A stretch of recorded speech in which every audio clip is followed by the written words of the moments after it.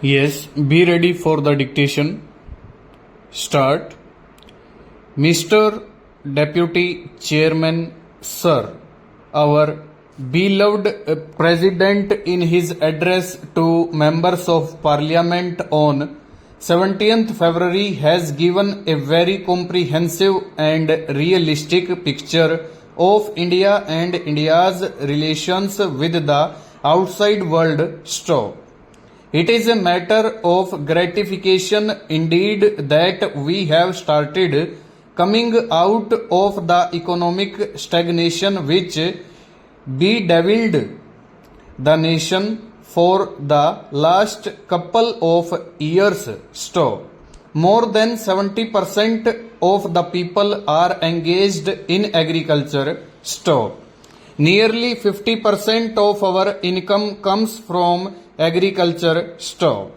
That being so, it is but natural that we have to concentrate on agriculture and make conscious efforts to increase our output. Stop.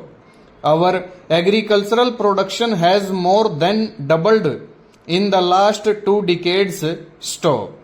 From a total production of 50 million tons when we achieved independence, food grains production has gone up to 1000 million tons. Stop. In spite of many scientific and technological developments, agriculture still has to depend to a large extent on the monsoons. Stop.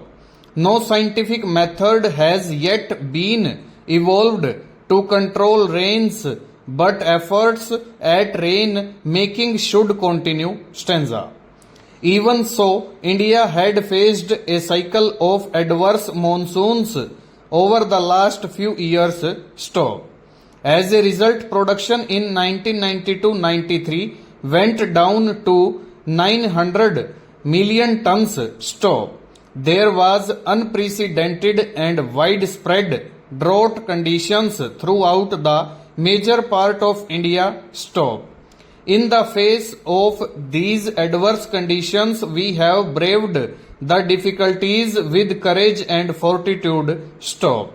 During 1993-94, the total rice production stood at around 300 million tons. Stop. This is not an insignificant achievement. Stop. Other cash crops like jute, cotton and sugarcane had also shown significant improvement. Stop. India is likely to have a total jute crop of 150 lakh tons. Stop. Cotton production will touch an all-time record of nearly 200 lakh bales. Stop. Sugar output is put at 300 lakh tons, out of which 100 lakh tons is exported. Stop. These are significant pointers to a meaningful policy being followed by the government. Stanza. Thanks to the realization and strengthening of the public distribution system. Stop. India has been able to look after the minimum needs of the most vulnerable sections. Stop. The public distribution system needs nearly 10 million tons of food grains annually. Stop. The government is confident of meeting this obligation without much difficulty. Stop.